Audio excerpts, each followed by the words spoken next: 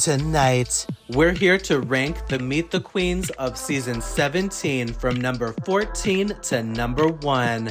This is Reality Reflex. Before we begin, make sure that you like and subscribe so you can get all of the Drag Race and reality TV content. Hey everyone, it's Tedley here, and as you know, every single year we review, recap, rank, and critique each episode, each season of RuPaul's Drag Race and RuPaul's Drag Race All-Stars. So every year I rank these bitches, and this is by first impressions. How did you do in the Meet the Queens interview? Did you entertain a bitch? Were you boring? Were you giving good drag? Were you giving fierceness? Is your personality something to talk about? Are you a basic, boring bitch? We're gonna find out and we're gonna rank them. And once again, this is just my personal opinion. Of course, feel free to leave your comments if you think, oh no, I got this wrong. This bitch is fabulous. Or what are you talking about? She's the worst and she should be number 14 on the list.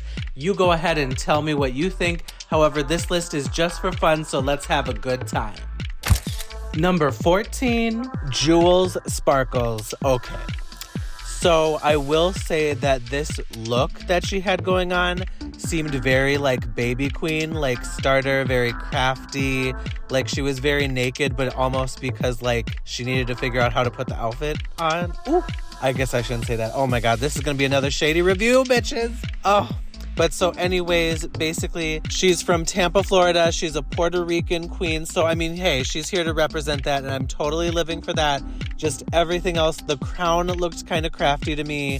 The titties looked kind of crafty to me. I'm like, okay, is like, what's going on here? Her personality, it was kind of giving. But so it's like, how far does she make it? Let's find out and see. Based on this first impression, I was getting a little bit of mid. I was getting... okay. I was getting, okay, girl. Okay, thank you for your time. Next. Oh my God. You people are gonna hate me again for being so shady. But whatever. So, yeah, like I wasn't completely sold on this one yet. I need to see a little more. I just need to feel a little bit more of what this bitch has going on before I can be fully convinced. So here she is. Here she's doing her thing. Number 13, Lana Jarre. Okay, well, where do I begin here? First, she's from New York. And so I will say, just right off the bat, she's like, I grew up being like the ugly duckling, so I had to be funny. So you can just imagine how funny I am.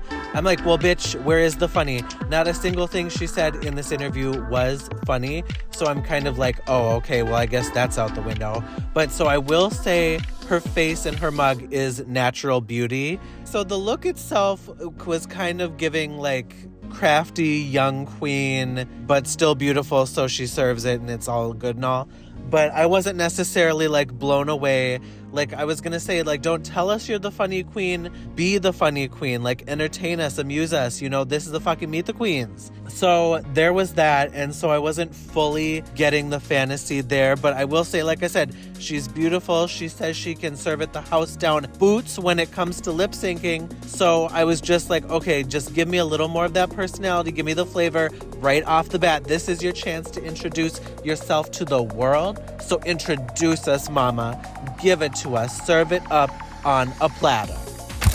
Number 12, Crystal Envy. Now, this bitch is from New Jersey, Asbury Park. She says she's a makeup artist, a seamstress. She says that she can turn a look, but she's more than that. She is giving a cute look in this little confessional booth for the Meet the Queens. I will say I'm not exactly yet sold on the personality. Like, I felt like she was having to push a little to give it to us. You know, that's always a big deal to me, is like, when you're doing Meet the Queens, this is the first chance for us to meet you. It's the first time for us to have fun with you. So it's not just about explaining, oh, I'm this, I'm that. It's like, can you entertain a bitch? So I will say personality was lacking for this Meet the Queens, which makes me a little skeptical. But I will say the look was done fiercely. The hair was cute. The makeup was cute. She says she can turn a look on that sewing machine. So girl, come through, give it to us, give us that serve, give us that moment, give us that fantasy. Number 11, Anya Nerve. All right, she's coming out, and this bodysuit is giving me questionable. The makeup is giving me fierce. The personality is giving me at least there's something going on, because some of these bitches ain't got shit. When she was telling us about herself, it wasn't really giving me enough. Like, I didn't get enough information. She was going off about who's all in Cleveland, all the other different vibes there. She was talking about the college scene, but I wasn't necessarily getting enough of her aesthetic, her story, like what's going on, what are we gonna see, what's, you know, the whole package. Her voice was pretty, and she was at least giving some energy there, so I'm excited for that, but I just did not get enough about, so who is this mystery ass bitch that's gonna get on my nerve, on your nerve? Number 10, Acacia Forgot. Girl, I'm about to. Whew. Okay, well, just kidding. But so anyways, this bitch is from LA. She says she's a country queen. She looks up to Dolly Parton. She says she's musically inclined. She can do the guitar, the banjo. She's a real, authentic instrument kind of woman. So she's coming through. Her look was very pageanty.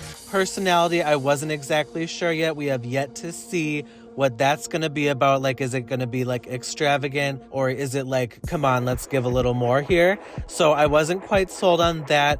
I was impressed that she's coming from a different perspective than other bitches as far as like being the country queen kind of girl. Let's see what she does with that aesthetic. Let's see what she does with that style. Her look was giving me very pageant. It was giving me a little bit of basic. So it's like, let's see what she can bring out to this contest. She says she's a river dance kind of girl. So let's see if she can give us some dance up on this stage.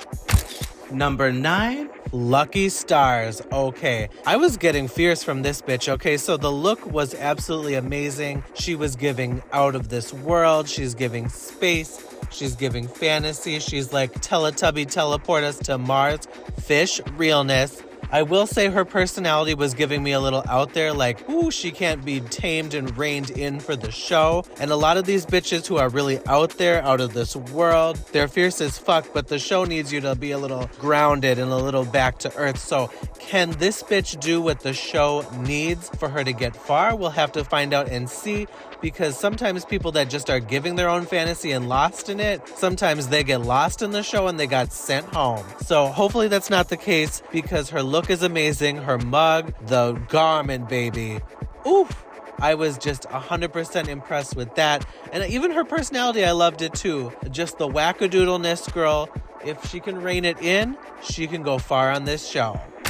Number 8, Lydia B. Collins. So we have a Pittsburgh, Pennsylvania girl. She's here to represent the weirdos, the artsy, the alternative bitches. She is a film fan. She was mentioning John Waters. So yes, come through with the quirky, offbeat personality and style. She says she makes everything she wears.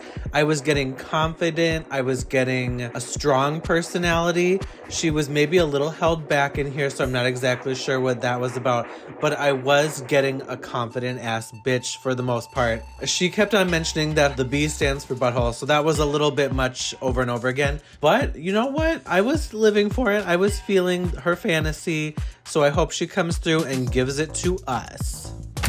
Number 7, Lexi Love. Okay, so this bitch, she is giving me sex worker tea, okay? She is giving me very sexually active, very hoe. I was getting a little bit of Amanda Lepore mixed with Sophie Anderson. She says she's a naked queen, and I'm definitely getting that slutty vibe from her. I'm getting total slag wars, the house down mama, yes. So, I mean, I'm kind of into that. That's a cute little aesthetic going on, and she lives it and she's serving it. So I'm into seeing what exactly she'll do on this show. I mean, whether she makes it far or not is to be determined, but I will say the whole sex vibe I was getting, oof, she's here to serve it up. Number 6, Arietti. So, okay, first off the top of the bat, this look, this mug, this outfit, it was coordinating to the point where I'm like, gag. She just looked fierce as fuck, like these icicle things she got all over her body, her makeup, her eyes. Ooh, that was a look. So first and foremost, I was sold with the visual. This was my first impression, so I was like, damn, this bitch is here to do some good ass drag. So that's what I was excited about for one. Secondly, so she is a Seattle bitch, so she's gonna come with that Seattle style, you know, the artsy, indie, kind of offbeat, like we want to see it, we're here for it. So give us that queen. Her personality was super silly and I loved it. Like she kept giggling, she was laughing, she was being shady, but in a funny way. So I was 100% living for the fantasy. Come through, Ariete. Number 5, Sam Starr. Okay, right off the bat with Sam Starr, I will say the wig, the outfit, the mug, everything was fabulous. Everything was beautiful and it was well done and it looked polished. So that is tick box, tick box, tick box, amazing. That was fierce and fabulous. She seems very young. She seems a little pageanty. She says she can sing, she can dance, she can act. One thing that concerns me is like half of the things she talks about was about high school. She was a cheerleader. She had to fight off the bullies or whatever. So it's like, that's cute and all, but it's like, I'm looking for someone who has a little more life experience than high school going on to win this competition. So can she do more than be the locker hallway, pushing you against the wall bitch? So, I mean, she was fierce and fabulous, though. The look itself was enough to sell me to say, hey, this bitch has something going on. So I will say, I'm thinking she's gonna make it pretty far. She had a good personality, easygoing, lighthearted. Love it. Number 4, Hormona Lisa. Okay, so she sold me immediately when she's like, is there a fly in here? Send it back to hell where it belongs. Immediately funny, immediately amazing personality, hilarious right off the bat with ease without making it seem like it's the most difficult thing in the world to entertain a bitch. So she came on through for that. She is from Chattanooga, Tennessee, so she had that little country twang going on in her voice. She honestly was just a natural, hilarious personality, if you ask me. Very goofy. I was getting campy. I was getting old school. This bitch said she's college educated, just nothing to do with drag. But I was getting entertainment from this bitch. I was getting hilarious. I was getting, she's gonna be enjoyable. She's gonna be a good time. We're gonna have fun with this queen on this show. Number 3, Joella. Oh my goodness. She is coming through with personality. She is coming through shady, catty, sassy. Oof. She is gonna be a lot this season. I can only hope. So she was just coming through in this Meet the Queens. She was giving all of the sass that I needed. She was just giving so much personality. I can tell who she's gonna be. I can tell she's gonna read a bitch the house down. The wig was fabulous. The mug was cute. She's here to rep for the big girls. She's gonna tear the skinny bitches down. She's here to tell everybody that said she couldn't make it. She's here to make it. And I just love that personality. So, ooh, she was giving a lot here to me. I am excited to see how far she can go. I'm thinking this bitch is gonna make it pretty far. Number 2, Susie Toot. Okay, I'm just gonna say it right off of the bat. I live, okay? She was just giving it. She was giving more aesthetic than all the other bitches. Like I was getting a personal style, a personal point of view. She was giving that Betty Boop look. She was giving cabaret, a little campy design. Oh, just, I mean, someone finally with a perspective here, okay? So I was just living for that from the get-go. She says she's a lover of Halloween. So, I mean, hello, it's a match made in heaven for me and my personal aesthetic. I love it. I live. Give me the fantasy.